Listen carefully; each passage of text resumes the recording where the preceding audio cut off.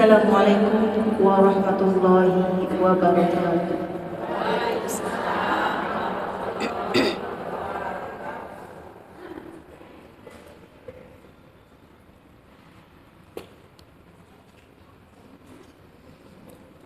A'udzu billahi minasy syaithanir rajim.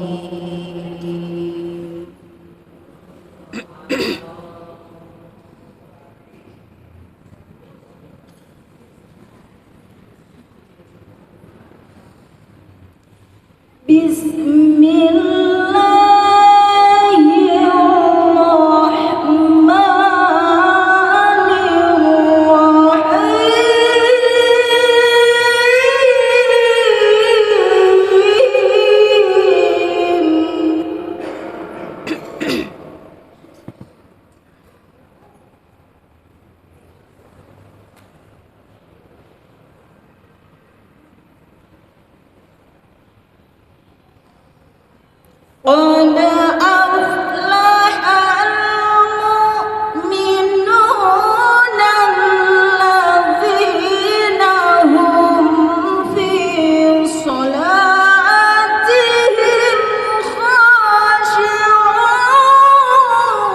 خاشعون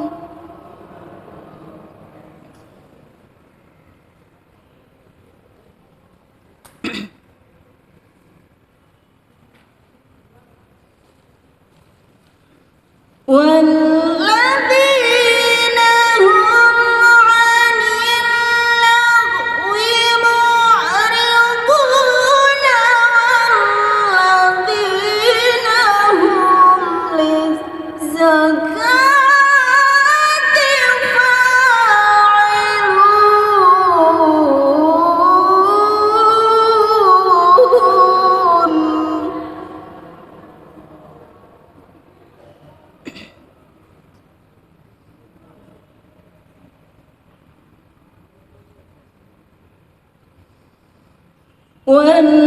والذين هم لفروجهم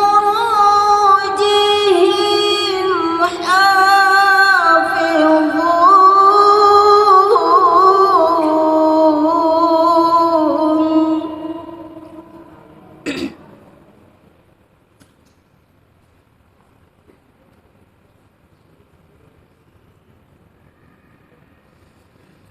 إلا على أزواجهم أو ما ملكت أيمانهم فإنهم غير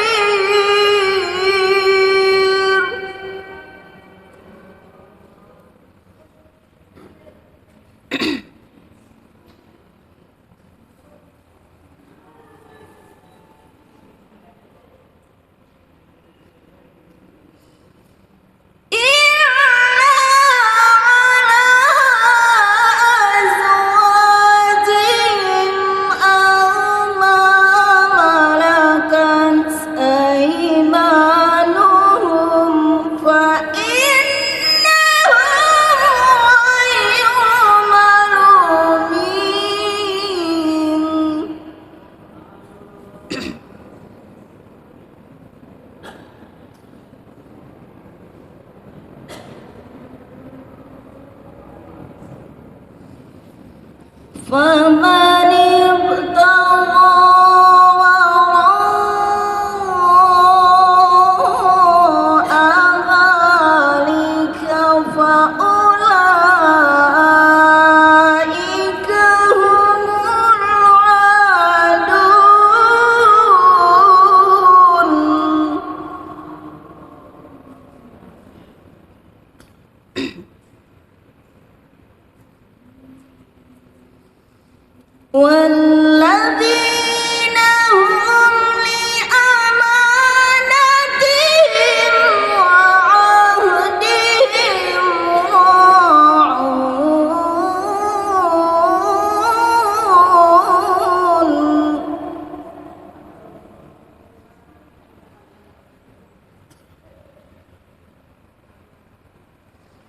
والذين هم على صلاتهم يحافظون أولئك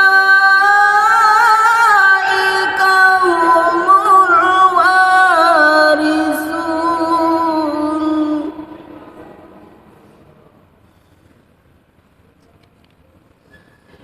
الذين يرثون الفردوس هم فيها خالدون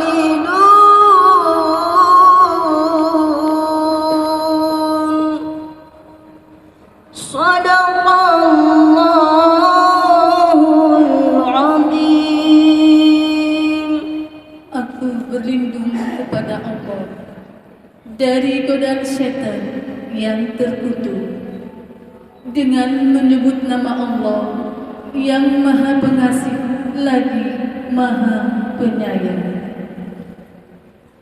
Sungguh beruntung orang-orang mukmin, yaitu orang-orang yang khusyuk dalam salatnya, orang-orang yang meninggalkan perbuatan dan perkataan yang tidak berguna, orang-orang yang menunaikan zakat, dan orang-orang yang menjaga kemaluannya, kecuali terhadap istri-istri mereka atau hamba sahaya yang mereka miliki.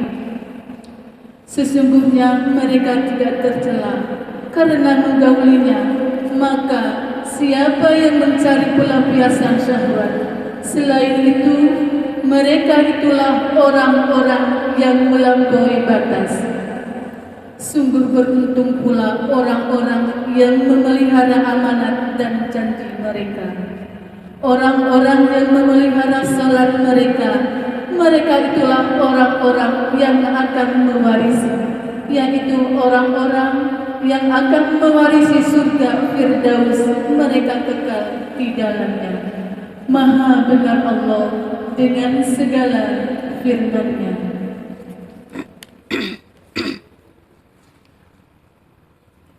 Ibu-ibu dilanjutkan sholawatan. Allahumma salli wa sallim wa barik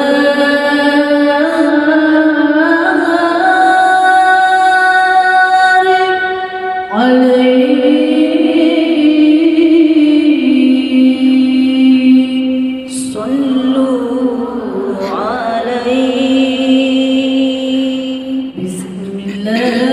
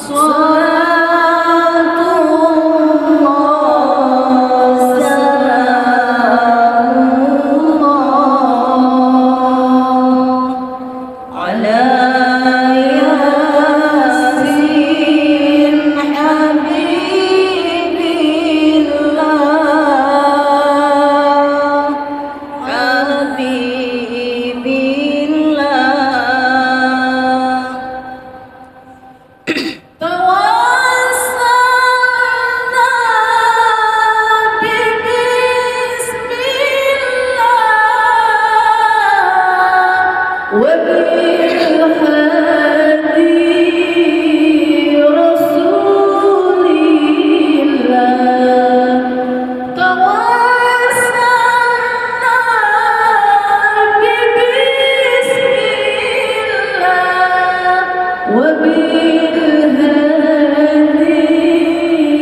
رسول الله وكل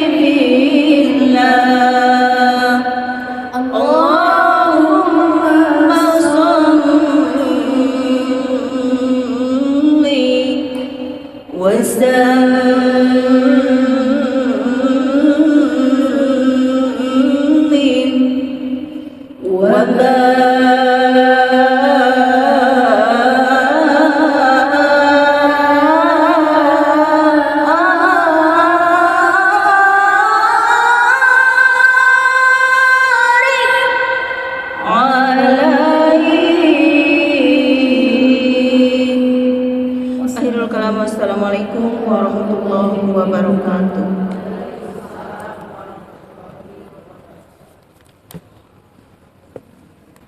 Assalamualaikum warahmatullahi wabarakatuh.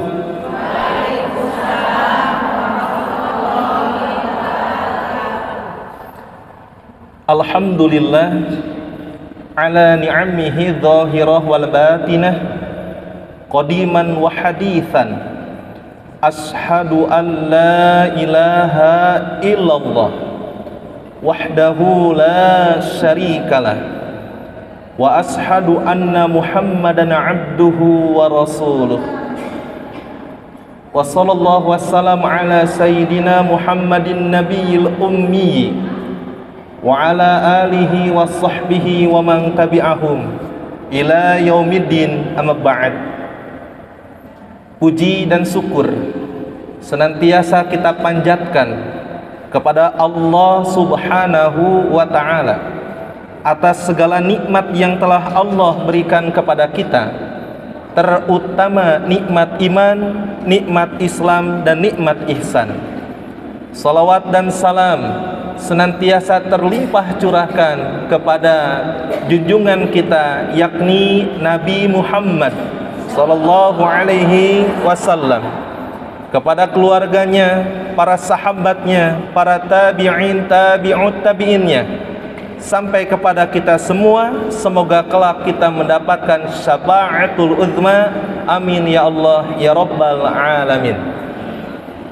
Selanjutnya saya ucapkan terima kasih kepada Ibu MC yang telah mempersilakan saya untuk bisa bertemu dengan wajah hamba-hamba Allah yang insya Allah ahli surga. Berikutnya saya ucapkan terima kasih banyak kepada HMB, Himpunan Mubaligh Bandung. Di sini ada sahabat saya Ustadz Yasin. Ya, alhamdulillah, dan juga dari timnya. Mudah-mudahan senantiasa dikaruniai dan diridhoi oleh Allah Subhanahu wa ta'ala. Berikutnya, bapak-bapak, ibu-ibu yang hadir pada kesempatan ini, semoga dilapangkan rezekinya, dilapangkan urusannya, dan kelak diwafatkan dalam kondisi yang husnul khatimah, masuk ke dalam jannah dan bertemu dengan baginda Rasulullah sallallahu alaihi wasallam. Bagaimana kabar Bapak Ibu semua, sehat? Allahu akbar. Ini Baitur Rahman. Alhamdulillah, Baitur Rahman Ciganitri. Wahajahna ya, yang kamisan dengan saya juga Bu ya. Alhamdulillah. Ada di Ujung Berung, alhamdulillah. Ada di Ciganitri. Ada di mana lagi ini? Bojong Soang, masya Allah. Dimanapun ibu bapak berada, semoga senantiasa dirahmati oleh Allah. Baik, alhamdulillah. Mungkin ada yang pertama kali bertemu dengan wajah saya. Ada ya? Ada yang sudah sering juga. Alhamdulillah. Tadi kita sudah dimulai dengan Asmaul Husna, dengan bacaan Quran dan sholawat. Alhamdulillah, indah, merdu suaranya. Mudah-mudahan berkah ya usianya, amin. Pada kesempatan yang berbahagia ini, cek sound, suara saya cukup terdengar? Alhamdulillah. Baik, di sini kita akan mulai pembahasan tentang khusyuk dalam beribadah. Ada sesuatu hal yang ingin saya tanyakan. Mengapa harus sholat yang dibahas? Mengapa sholat yang harus dibahas? Jadi tema kecilnya, judul kecilnya adalah menemukan rasa dalam sholat. Apa Bu? Menemukan rasa dalam sholat. Mengapa kita harus membahas sholat? Satu, tiang agama. Kedua, yang pertama dihisab. Ketiga, rukun Islam. Rukun Islam. Ada lagi? Kalau beres sholatnya beres, masya Allah. Apa yang ibu jawab betul semua. Alhamdulillah, berarti ngaji ibu ada tapaknya. Alhamdulillah. Di sini saya ingin menguatkan saja yang dikutip dalam salah satu hadis. Ada yang tahu hadis itu apa? Hadis itu apa hadis? Hadis itu perkataan. Apakah perkataan Rasul saja? Perkataan, perbuatan, dan diamnya Rasul itu juga hadis. Nah, kita akan melihat, mendengar salah satu hadis yang menerangkan mengapa kita harus sholat. Dikatakan di sini, qala Rasulullah sallallahu alaihi wasallam, idza kana ahadukum fis shalah fa innahu yunaji rabbah. Artinya apa? Rasulullah sallallahu alaihi wasallam bersabda, apabila salah seorang di antara kalian di dalam salatnya berdiri, maka dia sedang bermunajat kepada Rabb-nya. Sekali lagi, apabila salah seorang dari kalian di dalam salat, maka dia sedang bermunajat kepada Rabb-nya. Pertanyaannya, saat kita sholat, kerasa tidak kita sedang bermunajat kepada Allah? Atau terkadang bahkan sering lupa rokaat? Ya katilu atau kaopat? Katilu kaopat. Ketika takbir Allahu Akbar, langsung teringat dengan segala hal. Aduh, iya tanggal kolot. Subhanallah. Maka pulang dari sini, harapannya kita semua bisa menghayati setiap sholat yang kita dirikan. Sekali lagi, ketika seseorang berdiri di dalam sholat, maka sesungguhnya dia sedang bermunajat kepada Rabb-nya. Rabb kita siapa? Allah. Apa arti Rabb? Yang maha memelihara. Dialah Allah yang telah menjaga kita saat tidur sampai bangun. Dialah Allah yang menggerakkan jantung kita. Dialah Allah yang mengalirkan darah kita. Dialah Allah yang menjadikan kita sanggup untuk duduk saat ini. Betapa banyak nikmat yang telah Allah berikan. Dialah Allah yang telah memberikan mata dan penglihatannya. Dialah Allah yang telah memberikan hidung dengan penciumannya. Dialah Allah yang telah memberikan telinga dengan pendengarannya. Coba kita renungkan, sudah berapa puluh tahun kita hidup di dunia ini. Ada yang 20 tahun, ada yang 30 tahun, ada yang 40 tahun, sampai yang 70 tahun ada. Berarti kalau kita 50 tahun saja, sudah 50 tahun Allah memberikan kenikmatan setiap detiknya, setiap menitnya. Maka harusnya usia bertambah, maka kedekatan dengan Allah harus semakin dekat. Kenapa? Karena sudah banyak nikmat yang telah Allah berikan. Saat ibu lagi lajang, Allah datangkan si papa. Saat ibu dengan si papa sedang kesepian, belum punya anak, Allah kasih anak. Saat ibu bapak bingung di mana tempat tinggal, Allah mampukan untuk ngontrak. Saat bapak ibu bingung ngontrak terus, pingin punya rumah, Allah berikan rumah. Ustadz, abdi merata acan, teu nanaon, tapi ku Allah dikasih rezeki buat bayar kontrakan. Dialah Allah yang telah menjaga kita. Mudah tidak kalau kita dalam berkendaraan tiba-tiba nabrak atau ditabrak? Mudah, tetapi beratus-ratus kali kita melakukan perjalanan, Allah lindungi kita. Kalaupun kita jatuh, di antara selamat dan jatuh, banyak yang selamatnya. Maka saat berdiri sholat, rasakanlah yunajih, kita sedang bermunajat kepada Allah. Munajat itu doa sepenuh hati. Doa sepenuh hati kepada siapa? Kepada Allah. Untuk apa? Untuk mengharapkan. Mengharapkan apa? Yang pertama, keridhoannya. Siapa di sini yang tidak butuh ridho Allah? Semuanya butuh ridhonya Allah. Tapi siapa di sini yang saat meminta, ya Allah, ridhoi kami ya Allah, dengan penuh kesadaran, dikuatkan dengan lisannya dan tubuhnya pun ikut memohon kepadanya? Ustadz, jarangnya ya. Kalaupun ada, alhamdulillah. Jangan cukup sampai di sana. Bapak Ibu yang saya hormati, munajat itu doa sepenuh hati kepada Allah dengan mengharapkan ridhonya. Orang yang tidak diridhoi Allah diceritakan di dalam Quran seperti siapa?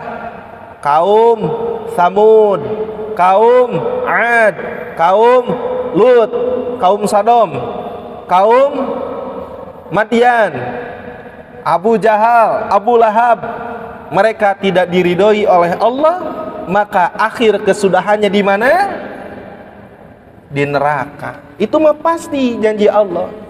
Dan sudah ada di dalam Al-Qur'annya, mereka mendapatkan siksa yang sangat pedih.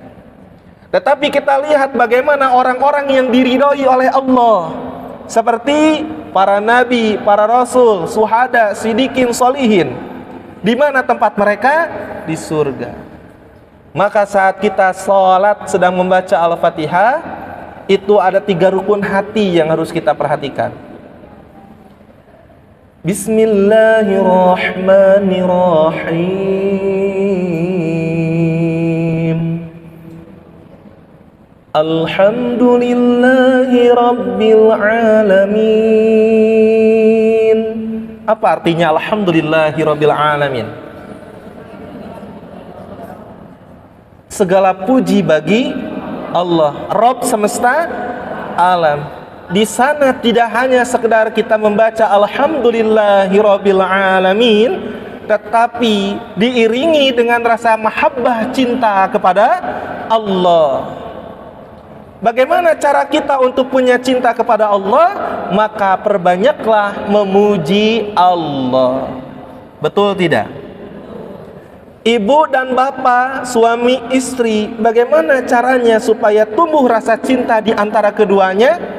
Kuncinya apa? Saling memuji. Bu, pernah ada satu kisah. Saya punya guru saya punya temennya jadi dai kondang. Satu ketika dia diwawancarai mengenai keberhasilan dia dalam dakwah. Kan biasanya berhasilnya seseorang itu tidak hanya sendiri, tetapi ditopang oleh orang lain. Betul tidak? Saya bisa datang ke sini ketemu dengan ibu-ibu itu bukan karena jagonya saya, bukan karena hebatnya saya, justru nggak ada apa-apanya. Tapi saya punya rekan, punya kenalan, punya teman yang lain dan lain sebagainya. Jadi jangan lupakan itu. Posisi kita saat ini itu bukan karena hebatnya kita, tetapi karena Allah menjadikan orang simpatik sama kita, karena Allah percaya sama kita, dan akhirnya orang pun dibuat percaya sama kita. Padahal aib kita banyak, termasuk dai kondang itu. Apakah istri punya peran tidak terhadap dai yang kondang? Punya. Dia lupa nyebutin orang-orang yang sudah berjasa. Ya, dia lupa nyebutin bahwa dia bisa nyusun materi dengan khusyuk itu. 1, cucian, setrikaan, jemuran itu diamanin sama istri. Dia lupa bahwa istrinya berjasa di sana. Cucian piring, kumbah wadaheun, dia lupa bahwa istrinya yang ngeberesin itu. Dia lupa bahwa rumahnya bisa halus, lecir karena disapu dan dielap oleh istrinya. Dia lupa yang ganti popok anaknya istrinya. Dan dia lupa menyebutkan, saya begini karena ada peran istri saya. Terdengarlah berita itu kepada istrinya. Kira-kira istrinya gimana? Gugat cerai? Enggak. Aduh, si papa ini sudah mulai lupa ya, nah gitu. Lalu sang istri ustadz tersebut, dia melepaskan diri dari kebiasaannya. Bapaknya wayahna, mamah mah dek masak, bapak nu nyeusehan. Teu jadi tah jeung materi teh. Bapak tuh meuni cara rape ieu pangasukeun budak, na mamah mah dek ieu heula, na dek gogoleran heula. Nya nah gitu. Biasanya ustadz itu kalau nyajikan materi bagus, tapi ketika saat itu dia menyajikan materi tidak tersusun. Dan akhirnya ingat Bu, seorang ustadz jika mau ceramah dia tidak persiapan dulu, itu seperti ngobrol setengah telanjang, nggak ke arah. Makanya saya siapin materinya, nanti ibu-ibu bisa dapat, nanti saya share ke Ustadz Yasin biar materinya dapat, ada oleh-oleh ya. Akhirnya si Ustadz tersebut, aduh mama hampur apa-apa, nah gitu kan. Nah bapak tersebut, Ustadz tersebut menyesali karena Ustadz dah langsung sadar. Akhirnya dia memuji istrinya lagi, mama terima kasih, baju yang kotor sudah menjadi rapi. Nuhun mama. Aduh desieun teh diseusehan deui. Terima kasih mah, anak-anak yang tadinya rame engkau kondisikan, dikasih ini dikasih itu, jadi aku bisa nyusun materi dengan baik dan benar. Makasih mah. Timbul nggak rasa cinta kepada istrinya lagi? Istrinya timbul nggak rasa cinta kepada suaminya lagi? Maka salah satu kunci agar kita saling mencintai adalah dengan cara banyak memuji. Sekarang coba kita kepada Allah ketika membaca Alhamdulillahi Rabbil Alamin, segala puji bagimu ya Allah, Rabb semesta alam. Apakah saat membaca itu kita menghayati bahwa kita sedang memujinya, atau kosong hanya yang dipikirkan yang lain? Kalau seandainya sering kosongnya, maka pulang dari sini saat kita membaca Alhamdulillahi Rabbil Alamin, maka ada ungkapan cinta kepada Allah. Terima kasih ya Allah, Engkau yang telah memeliharaku.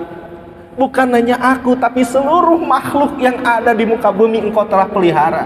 Bukan hanya yang saat ini ada, tetapi yang sebelumnya ada Engkau telah pelihara. Maha suci Engkau ya Allah, maha besar Engkau ya Allah. Banyak memujinya. Itu yang pertama, adanya mahabbah, adanya cinta. Ayat ketiganya apa Bu? Ar-Rahmanir-Rahim. Artinya Maha Pengasih, Maha Penyayang. Maka saat sholat ada roja. Apa itu roja? Roja itu ada harapan. Ada harapan. Harapan apa? Harapan semoga Allah memberikan rahimnya. Dulu saat ngaji nyebatkeun kieu, bismillahi, kalayan nyebatkeun jenenganna Allah. Sifatna Allah Ar-Rahmani, anu mangpari nikmat ageng di dunia wungkul. Sifatna Allah Ar-Rahman Ar-Rahimi, anu mangpari nikmat alit di akhirat wungkul. Artinya Allah membagi rahmat ke dalam 100 bagian. Berapa bagian rahmat sama Allah dibagi? 100 bagian. Satu bagian oleh Allah diberikan kepada kita yang masih ada di dunia, dan kepada orang tua kita sebelum adanya kita, dan kepada orang sesudah kita. Itu satu rahmatnya Allah. Yang 99-nya lagi kemana? Yang 99-nya lagi akan diberikan kepada orang-orang yang bertakwa. Dengan satu rahmat saja kita bahagia kalau dapat uang 10 juta, betul? Dengan satu rahmat saja kita bahagia kalau dapat anak, betul tidak? Dengan satu rahmat saja ibu-ibu yang sudah punya anak gadis, punya suami bahagia. Baru satu rahmat, dan itu dibagikan bukan hanya kepada orang yang beriman, tetapi kepada orang yang mengingkari Allah, Allah kasih rahmat itu.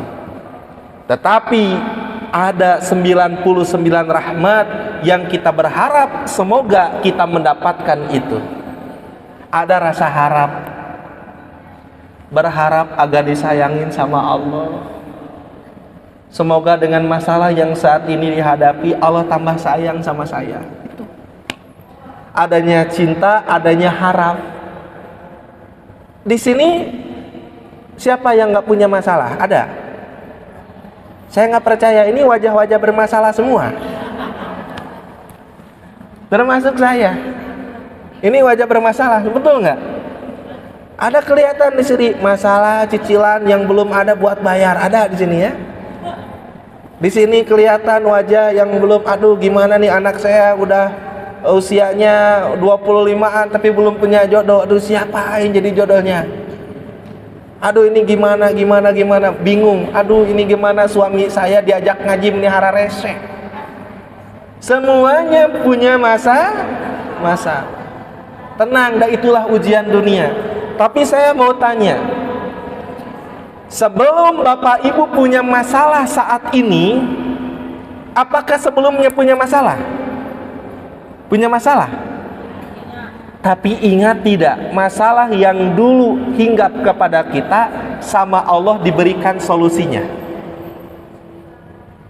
Begitupun kita harus yakin bahwa masalah yang saat ini sedang kita alami pasti tidak diberikan solusinya oleh Allah. Pasti. Nah, kita berharap Bapak Ibu semoga dengan diberikannya masalah saat ini Allah tambah sayang sama kita. Ayat yang berikutnya apa? Maliki yaumiddin. Maliki yaumiddin. Artinya apa? Raja hari pembalasan. Tidak cukup dengan cinta, tidak cukup dengan berharap, tetapi kolbu kita harus dipenuhi dengan satu aspek lagi. Apa? Khauf.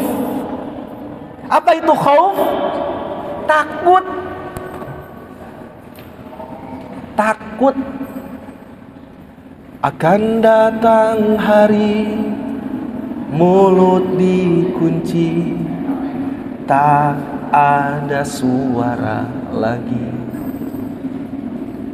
Akan tiba masa tak ada suara dari mulut kita. Gak ada. Akan ada masanya kita dihadapkan kepada Allah. Bu, Pak, coba bayangkan saat dulu Bapak Ibu sekolah punya kasus, tiba masanya kasus ibu diketahui sama guru dan kepala sekolah. Karena diketahui, ibu dipanggil, disuruh menghadap kepada kepala sekolah dan para guru. Tanggalnya sudah ditentukan, jamnya sudah ditentukan. Apakah ibu gelisah? Bapak gelisah? Aduh kumahanya sih katanya. Aduh kumahanya. Itu di dunia oleh manusia bisa kabur, tapi nanti Maliki Yaumiddin Allah akan menunjukkan kekuasaannya. Kita akan dihadapkan, akan ditanya, hei Fulan,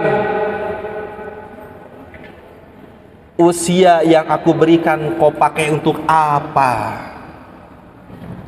Masa muda yang aku berikan kalian gunakan untuk apa? Harta yang kau dapatkan dari mana dan kau belanjakan kemana? Ilmu yang kau peroleh apakah diamalkan atau tidak? Ya Allah, betapa saat itu hari yang sangat menegangkan. Maka saat kita mengatakan Maliki Yaumiddin, ada rasa takut kepada Allah saat nanti akan dihisab oleh Allah. Wujuhun yawma idzin khasi'ah. Ya Allah, ya Karim. Itulah kekhusyuan. Jadi ada berapa hati, rukun hati? Satu, adanya cinta, mahabbah kepada Allah. Yang kedua, roja, ada harap kepada Allah. Yang ketiga, khauf, takut. Itu semua dalam Al-Fatihah. Baru setelah kita mengatakan rasa cinta, rasa harap, rasa takut kepada Allah, kita mengatakan iyyaka na'budu wa iyyaka nasta'in. Apa artinya? Hanya kepadamulah kami beribadah, dan hanya kepadamulah kami. Coba cek saat kita membaca iyyaka na'budu wa iyyaka nasta'in, apakah betul kita sedang mengatakan kepada Allah, ya Rabb, hanya kepada Engkaulah kami beribadah ya Rabb, hanya kepada Engkaulah kami memohon pertolongan ya Rabb? Atau kita lupa iyyaka na'budu wa iyyaka nasta'in, lupa. Setelah itu kita meminta apa? Ihdinas siratal mustaqim. Artinya apa? Tunjukilah kami jalan yang lurus. Apakah sudah kolbu kita menghayati kita sedang meminta kepada Allah agar Allah menunjukkan kita kepada jalan yang lurus? Atau biasa saja? Siratal ladzina an'amta 'alaihim. Artinya apa?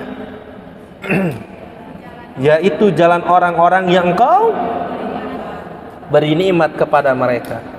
Ghairil maghdubi 'alaihim waladhdallin. Bukan jalan orang-orang yang tersesat, yang Engkau murkai, dan bukan jalan orang-orang yang tersesat. Nah, ini dalam Al-Fatihah coba kita hayati. Maka di sini ingat, saat kita berdiri kita sedang munajat kepada Rabb-nya. Maka tong dibiasakeun heuai lamun keur salat teh.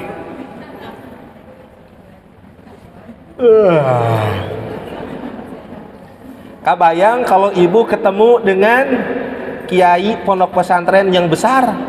Pak Kiai, sopan atau tidak? Akhlak kita kepada Allah harus lebih daripada itu. Masya Allah. Keur sholatnya gegetret. Tenang dulu, sabar. Itu ibu-ibu. Berikutnya, tadi bahwa sholat itu ada hadisnya. An Abi Hurairah anna Nabiy sallallahu alaihi wasallam qala inna awwala ma yuhassabu bihil 'abdu yaumal qiyamah salatuhu. Yang pertama kali dihisab, dihitung oleh Allah dari perbuatan seorang hamba pada hari kiamat adalah salatnya. Jika salatnya sempurna, maka ditulis tamah sempurna.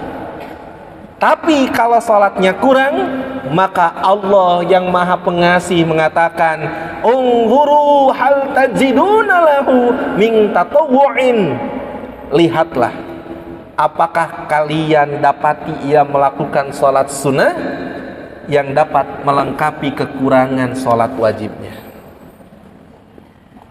Inna rahmati taglibu ghadabi. Sesungguhnya rahmat Allah mengalahkan kemurkaannya. Allah yang Maha Pengasih, Maha Penyayang, menyuruh malaikat, cek salat hambaku sempurna atau enggak. Jika sempurna, tulis sempurna. Jika tidak, lihat salat sunnahnya. Kalau salat sunnah, sempurnakan. Masya Allah. Allah teh udah baik banget sama kita. Allah itu udah baik sekali sama kita. Kita merasa banyak dosa, banyak salah yang disembunyikan, yang ditampakkan, tapi Allah masih tetap memberikan nikmat kepada kita. masih dikasih napas, masih dikasih bisa mencium berbagai aroma, makan masih enak. Ya Allah ya Karim, disuruh menghadap sama Allah, disuruh sholat menghadap kepada Allah, tapi kita nggak menghayati. Malu, usia kita udah puluhan tahun, sudah banyak nikmat yang sama Allah kasih sama kita, tinggal kita datang kepada Allah. Allahu akbar kabira walhamdulillahi katsira wa subhanallahi bukratan wa asila. Inni wajjahtu wajhiya lilladzi fataras samawati wal ardh hanifan muslima wa ma ana minal musyrikin. Inna salati wa nusuki wa mahyaya wa mamati lillahi rabbil alamin la syarika lahu wa bidzalika umirtu wa ana awwalul muslimin. Coba hayati setiap salatnya. Itulah kenapa, Bapak Ibu yang saya hormati, salat adalah bentuk komunikasi antara hamba dengan Rabb dan penentu segala kebaikan. Itulah salat. As-salatu bima'na silatun wa liqa'un baina abdi wa rabbi. Salat itu maknanya hubungan dan pertemuan antara seorang hamba dengan Rabb-nya. Ada rasa malu kita di hadapan Allah, ada rasa takut di hadapan Allah. Jangan sampai ibu-ibu salat biasa-biasa aja. Coba perhatikan sama kita. Ketika kita hendak sholat, sebetulnya kita itu secara tidak sadar sedang memuliakan sholat, tapi tidak dihayati. Ada yang berani sholat sebelumnya nggak punya wudhu. Lihat, perhatikan sholat kita, Bu ya. Tiba waktu sholat, ada yang berani pakai bikini, kita ganti dengan baju dengan mukena yang menutup aurat. Ada yang sudah kencing langsung sholat? Ada? Nggak ada. Kita wudhu dulu. Ada yang ketika sholat di tengah jalan, kecuali kalau sholat Idul Fitri, sholat Idul Adha, atau sholat dalam kondisi lapangan sudah masjid sudah penuh. Tapi ada nggak sholat yang kalau tidak ada momentum itu tiba-tiba sholat di jamban, di dapur? Ada. Kita udah memuliakan, tinggal disadarkan, diarahkan bahwa semata-mata ini untuk Allah Subhanahu wa ta'ala. Nah, itu Bu. Berikutnya pertanyaannya, ini sedikit lagi ya, nggak kerasa Bu ya. Mengapa harus menghadirkan rasa dalam sholat Bu? Mengapa harus menghadirkan rasa dalam sholat? Yang pertama, yang menghadirkan rasa dalam sholat mereka yang beruntung. Tadi dibacain sama qari'ah kita. Qad aflahal mu'minun alladzina hum fi salatihim khashi'un. Sesungguhnya beruntunglah orang-orang yang beriman, yaitu orang-orang yang khusyuk dalam salatnya. Itulah kenapa kita harus menghadirkan rasa, harus menghayati setiap salat kita, karena supaya hidupnya beruntung. Ada nggak orang yang beruntung hidupnya muruk kusunu, baeud wae? Nggak ada. Orang yang beruntung itu wajahnya sumringah, nggak jutek. Ibu kalau ibu-ibu senyum biasa ya, dan dengan tulus senyumnya.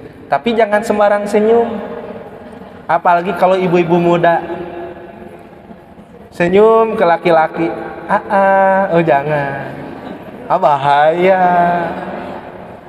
ya. Karena pernah kejadian, saya punya teman, si muridnya itu gadis, suka tersenyum manis. Salah menilai, disangkanya muridnya itu jatuh cinta sama dia. Ditawarin nikah, bapak aku mah udah nganggap orang tua ke bapak. Maka ibu kalau tersenyum, jangan membuat harapan. Senyum mah biasa aja begitu. Ya, jangan senyum-senyum manja. Apalagi sekarang banyak fenomena para ibu-ibu kalau ada ustadz ganteng suka minta di selfie. Ustadz. Jangan ya. Tapi alhamdulillah kalau ke saya nggak ada yang minta selfie. Kurang ganteng. Nggak ketemu ya, bercanda. Jadi senyum-senyumnya biasa aja. Kembali ya, orang yang beruntung itu ngeluh terus nggak hidupnya? Ngeluh terus nggak? Enggak. Kalau kita sholat tapi masih ngeluh, papa tuh kumaha itu rumah tangga nges belasan tahun tapi hirup teh meniki wae. Pertanyakan sholatnya. Aduh kumahanya boga barudak teh gede ku gedena, kekhawatiran kene. Boleh kita punya rasa khawatir? Tapi yang tidak boleh, tidak menyerahkan kepada Allah. Wajar kita punya, aduh kumahanya budak ieu nasibna. Nggak apa-apa, tapi serahkan ke Allah. Ya Allah, aku nggak bisa ngapa-ngapain. Nah, orang yang sholat tapi sholatnya khusyuk, dia termasuk orang yang beruntung. Yang kedua, tanpa rasa sholat kita seperti orang munafik. Tanpa rasa sholat kita seperti orang munafik. Nanti ibu bisa buka di dalam surat An-Nisa, surat keempat, ayatnya 142. Ayat berapa berarti? 142. Innal munafiqina yukhadi'unallaha wa huwa khadi'uhum. Sesungguhnya orang munafik itu hendak menipu Allah, tetapi Allah lah yang menipu mereka. Gimana sifat orang munafik ketika sholat? Apabila mereka berdiri untuk sholat, mereka lakukan dengan malas. Mereka bermaksud ria, ingin dipuji di hadapan manusia, dan mereka tidak mengingat Allah kecuali sedikit sekali. Kade orang munafik tulen ini mah ya. Nah, kita berlindung kepada Allah dari sifat orang munafik. Kalau banyak orang dia seperti yang khusyuk, tapi ketika nggak ada orang, mau sholat, naudzubillah. Ketika ada orang dia, ketika nggak sehari ini, nggak, jangan, ya. Orang munafik tulen itu, ketika di hadapan orang-orang yang beriman, dia seperti orang yang beriman. Tapi ketika dia kembali kepada kelompoknya, nah orang mah tepipiluan, itu munafik. Kalau kita mah nggak begitu. Cuman ciri-ciri munafik kalau ada sholat kita itu malas-malasan. Nah, awas, itu teh ciri munafik. Khawatir kita terjangkit penyakit munafik dan jadi munafik. Naudzubillah, summa naudzubillahi min dzalik. Kan ibu-ibu matara cuat-cawat ke Islam kan? Tak terang cuat-cawat menjelek-jelekan Islam, tapi ketika dengan orang Islam membagus-bagusan, tapi ketika di luar Islam menjelek-jelekan, tentang munafik. Tapi kalau yang mendekati sifat munafik, enggak sih menjelek-jelekan mah, tapi sok malas tete kahinggapi, dan kita berlindung. Berikutnya, mengapa kita harus menghadirkan rasa dalam sholat? Tanpa rasa, sholat kita berpotensi celaka. Fawailul lil musallin, fawailul lil musallin alladzina hum an salatihim sahun. Maka celakalah orang yang salat, yaitu orang-orang yang lalai terhadap salat. Ini salat orang munafik. Datang generasi Z, salat aja, ngapain salat? Celaka, lebih baik nggak salat. Keliru. Awas, sekarang ada paham agnostik. Paham agnostik itu apa? Paham yang dia tidak percaya dengan agama. Karena dengan adanya agama riweuh, nah gitu. Tuh lihat adanya agama, ustadz yang ustadz pas saya. Tuh lihat dengan adanya agama, ibu-ibu rajin ngaji tapi jelek ke suami. Tuh lihat ada ngaji tapi beki ke awewe. Lebih baik kayak kita nggak punya agama, fine-fine aja. Salah, itu lebih bahaya daripada paham ateis. Dan itu sudah menjangkit, menjalur kepada generasi muda saat ini. Sampai akhirnya ada keputusan, ada pemikiran, ngapain punya anak? Repot. Coba kalau semua generasi muda berpikiran seperti itu, moal aya deui generasi. Jadi Bapak Ibu yang saya hormati, barudakna disuruh ngaji.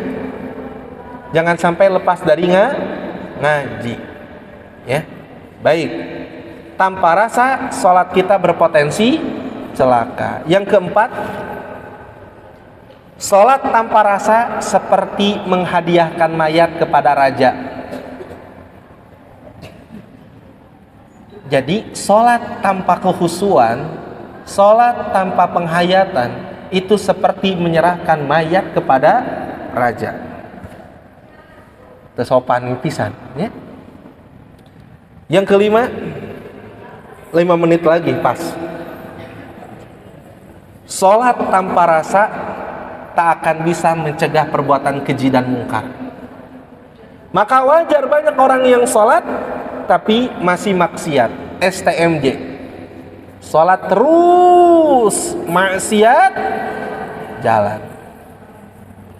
Tapi kita jangan mencela ahli maksiat.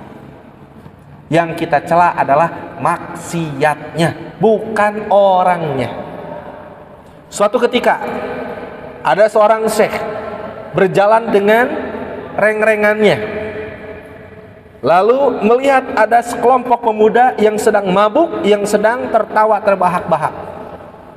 Lalu muridnya tersebut mengatakan kepada syekh, "Wahai syekh, doakan mereka agar mereka cepat binasa, karena mereka telah mengganggu ketentraman, karena mereka telah mengganggu ketertiban." Lalu apa yang muncul dari lisan syekh yang bersih itu?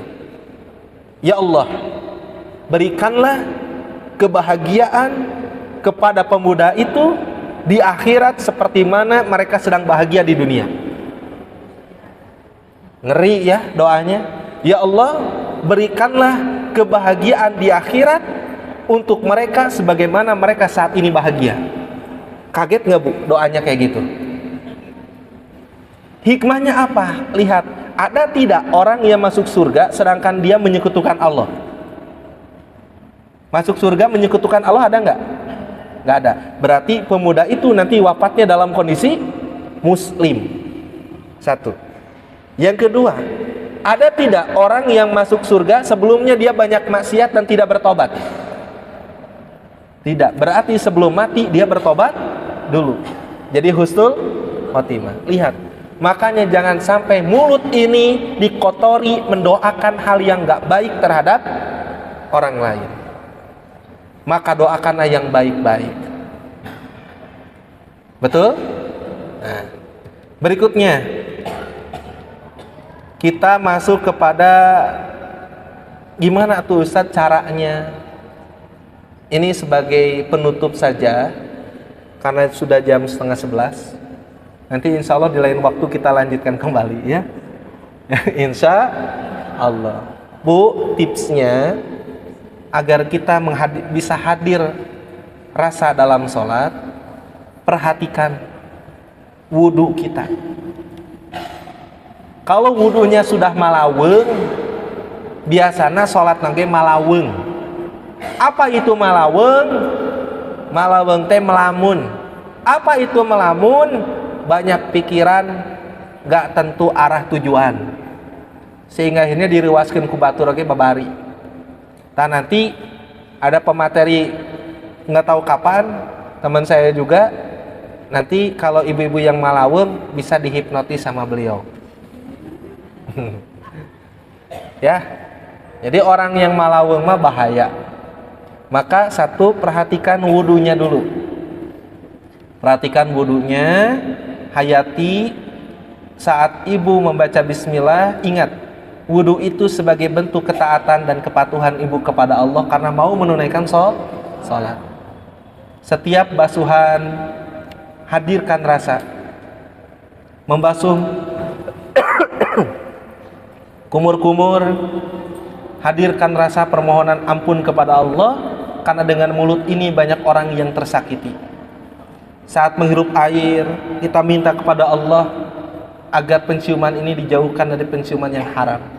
Saat membasuh wajah, sadari, minta kepada Allah agar wajah ini ketika menghadap kepada Allah, Allah pun tidak berpaling kepada wajah ini.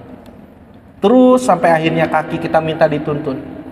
Kita sholat sunat 2 rakaat, maka kita seperti bayi yang baru terlahir dari perut ibunya, suci, bersih. Dan Allah akan mengampuni dosa kita, kecuali dosa besar. Dosa besar mah ada pengampunan yang lain. Ya. Nah, sok ibu-ibu, itu mungkin yang bisa disampaikan pada kesempatan yang berbahagia ini. Terus berharap yang terakhir, minta tolong sama Allah agar setiap peribadahan yang dilakukan dibimbing sama Allah. Itu ya? Baik. Saya ucapkan terima kasih banyak atas segala perhatiannya dan mohon maaf jika ada kata atau sikap yang kurang berkenan. Jika ibu ingin lihat YouTube-nya, nanti bisa dibuka di channel YouTube saya. RONI, Roni, Rodiana. RO Diana. Ingat we Karatu Diana. Ratu Diana berarti Radiana, ieu mah KO Rodiana. Roni Rodiana 99 channel ya.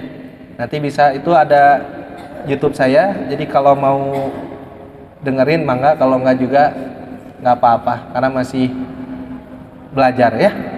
Itu aja mungkin, sekali lagi hatur nuhun. Semoga ibu-ibu, bapak-bapak semua diberikan kesehatan lahir dan batinnya. Akhirul kalam, assalamualaikum warahmatullahi wabarakatuh.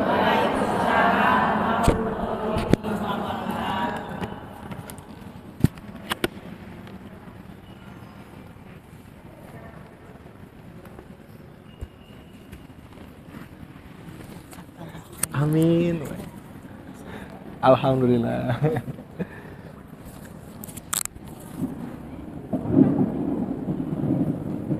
Alhamdulillah, sudah selesai. Ya, kami berdoa jazakallahu khairan kepada Pak Ustaz Rono. Amin. Alhamdulillah, juga ibu-ibu semuanya pada menghadiri ya. Bagaimana ibu-ibu?